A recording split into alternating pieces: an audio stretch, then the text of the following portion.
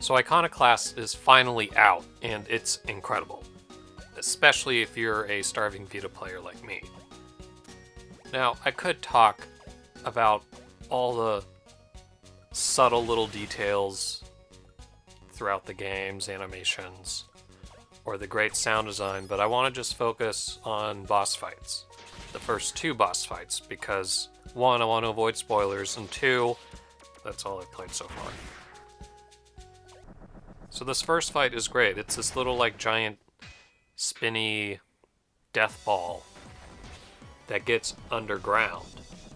And he manipulates the floor of the arena by either raising it to one side and then bouncing down it, or like turning it into like a pointed arrowhead position and then falling from the sky. But the thing is, he's not above ground very long, so it trains you to have to use your supercharged shot on him, which coincidentally has a long enough cooldown to be refreshed by the time it's going to pop up again. If this had just been a boss that just goes underground and pops up every once in a while, it would have been fine, but it would have been boring. But this one, actually, they put in the effort to have him do interesting things with the arena. This is just his first phase. Now in the second phase, he'll come up and he'll move the ground with him. And the only way to dodge him is to jump. However, it can be very difficult to do so unless you're close to him. Because when you're close to him, the ground is high enough level that your jump will be able to pass him. If you're too far away, you'll not be able to get above him and then he'll just hit you. And the game subtly teaches you to get close to him while he's doing this, because every time he pops up, he'll send out two projectiles that have this arc, and there's a little safety zone, like right there. And so that's the game guiding you into the right spot so that you'll be safe for your jump. Now, the second boss, oh man. Like, it's only the second boss, and we're already teaming up with someone and doing something great. You have the wrench now.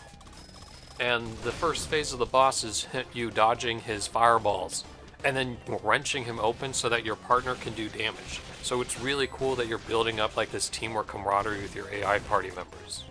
And like, it actually works, and it helps that you don't have to take care of them.